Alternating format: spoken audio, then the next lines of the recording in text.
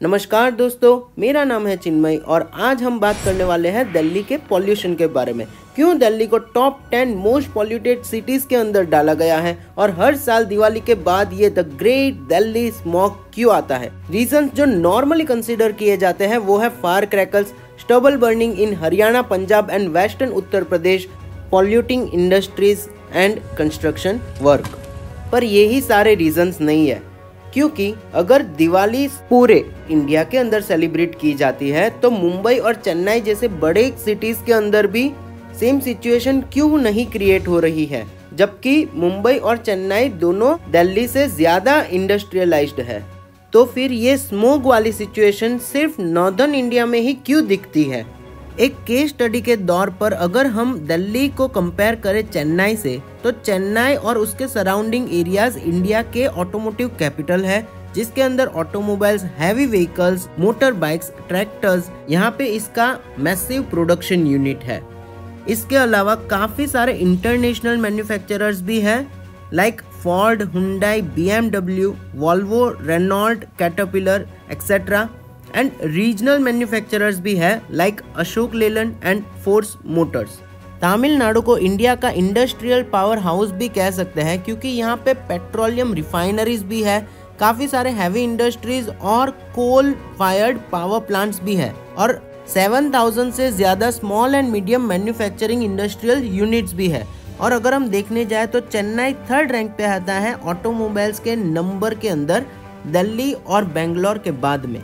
अगर यहाँ पे भी इतनी सारी इंडस्ट्रीज है तो फिर यहाँ पे भी दिल्ली जैसा एटमॉस्फेयर, या तो फिर कह सकते हैं कि दिल्ली जैसी सिचुएशन क्यों क्रिएट नहीं होती।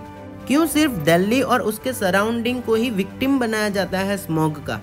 क्यों दिल्ली के बारे में ही डिस्कशन होता है अगर फायर क्रैकर्स के बैन की बात हो। क्या स्टबल बर्निंग और फायर क्रैकर्स को ब्लेम करना सही है?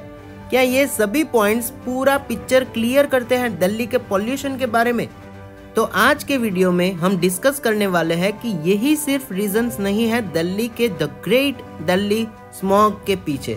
One of the main reason है geographical location. And let me clear it कि ये ज्योग्राफिकल रीजन जो मैं आपको समझाने जा रहा हूँ वो सिर्फ एक रीजन नहीं है, और मैं इससे जस्टिफाई नहीं करूँगा पॉल्यूशन को जो इंडस्ट्रीज, व्हीकल्स और फायर क्रैकर्स से हो रहा है। इस वीडियो के बनाने के पीछे का मेरा एक ही रीजन है कि आप लोगों को समझाऊं कि ये स्मोग कैसे क्रिएट होता है और ये कैसे एक यूनिक कैरेक्टरिस्टिक है नॉर्दर्न इंडिया की। तो पहला रीजन है टेम्परेचर इन्वर्जन। विंटर के दौरान नॉर्दर्न इंडिया के अंदर काफी ज्यादा ठंड पड़ती है, जिसकी वजह से हम एक फिनोमिनन देखते हैं, उसको कहते हैं टेम्परेचर इन्वर्जन। इसके अंदर एयर का behaviour near the earth surface inverse हो जाता है, उल्टा हो जाता है। नॉर्मली ट्रोपोस्फियर के अंदर जैसे जैसे हाइट बढ़ती है वैसे वैसे टेम्परेचर रिड्यूस होता जाता है, बट टेम्परेचर इन्वर्जन के अंदर उल्टा होता है। नीचे की हवा ऊपर की हवा से ज्यादा ठंडी होती है, क्योंकि विंटर के अंदर सन अर्थ को उतना गर्म नहीं कर पाता। तो जो कोल्ड एयर अर्थ के सरफेस के ऊपर है वो ऊपर मूव नहीं हो पाएगी अपवर्ड डायरेक्शन के अंदर, और वो पॉल्यूटेंट्स के कॉन्सेंट्रेशन को लोअर लेयर में बढ़ाती जाएगी। तो जब तक ये टेम्परेचर इन्वर्जन खत्म नहीं हो जाता तब तक स्मोक की कंडीशन बनी रहती है।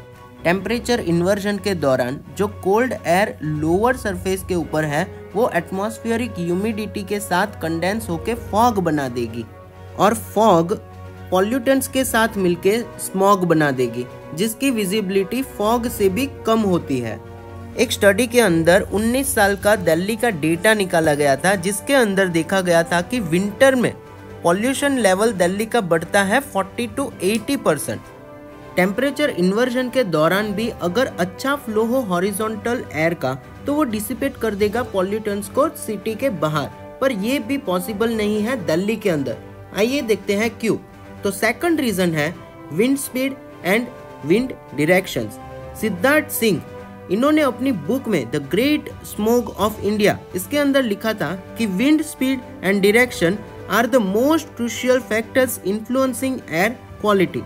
अगर हम विंड स्पीड की बात करें विंटर्स के अंदर दिल्ली की, तो 1 to 3 मीटर्स पर सेकंड की स्पीड है, जो कंपेयर करें अगर समर के साथ तो वो 1/3 है। और अगर हम चेन्नई की विंड स्पीड से कंपेयर करें तो वो काफ़ी लो है। तो इस सिचुएशन के अंदर एयर पॉल्यूशन ट्रैप हो जाएगा नॉर्दर्न हिमालयस और साउथ विंध्यास की वजह से। अनलाइक दिल्ली, चेन्नई एक कोस्टल सिटी है जिसकी वजह से sea breeze and land breeze वहाँ पे रेगुलरली होते हैं, जिसकी वजह से पॉल्यूशन डिसिपेट इजीली हो जाते हैं और विंड मूवमेंट बना रहता है। और coastal cities plus southern peninsula के अंदर टेम्परेचर इन्वर्जन बहुत ही रेयर केस में होता है और विंटर वहाँ पे इतनी हार्श नहीं होती जितनी नॉर्दर्न इंडिया में होती है। अगर हम विंड के डायरेक्शन के बारे में बात करें तो विंटर के अंदर north western India and Tibetan plateau पे हाई प्रेशर होता है एंड इंडियन ओशन के ऊपर लो प्रेशर होता है। जैसे हम जानते हैं कि हाई प्रेशर से लो प्रेशर ट्रैवल करती है wind, so wind will travel from north western to south eastern India. North western region जो पहले से बहुत ही डस्टी और ड्राई है, जहाँ पे थार डेजर्ट भी है और काफी बार मिडल ईस्ट से डस्ट आती है।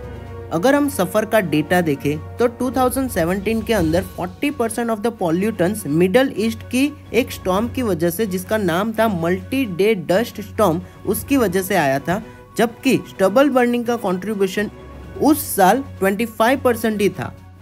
पूरी दुनिया के अंदर दिल्ली ही एक ऐसी सिटी नहीं है जो बैड लक की सिचुएशन में आ जाती है। यूएसए में लॉस एंजलिस एंड मंगोलिया में उलानबतर, वो भी बहुत ही सीवियर पॉल्यूशन से गुजरते हैं विंटर्स के दौरान। तो ये सारे ज्योग्राफिकल फैक्टर्स थे जिसकी वजह से Delhi and northern India face करते हैं सीवियर स्मोक कंडीशन हर साल।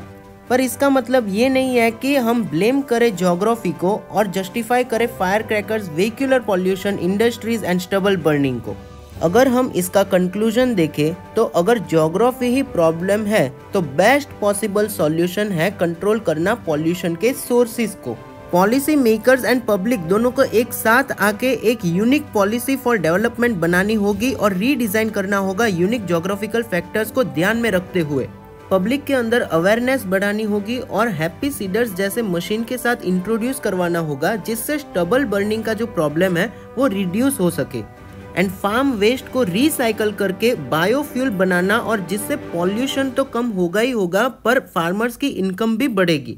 इंडस्ट्रियलाइजेशन की भी पॉलिसी प्रिपेयर करनी होगी ये सिचुएशन को ध्यान में रखते हुए, और गवर्नमेंट को एक्टिवली स्टेप्स लेने होंगे एमिशन को लिमिट करने के लिए इंडस्ट्रीज में से।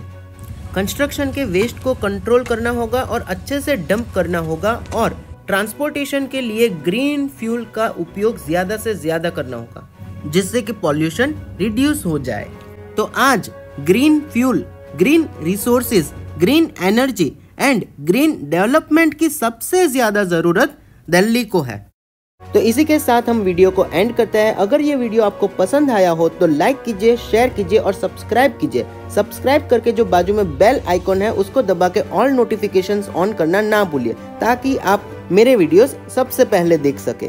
तो मिलते हैं एक नए वीडियो के साथ, एक नई इन्फॉर्मेशन के साथ। तब तक के लिए गुड बाय, जय हिंद।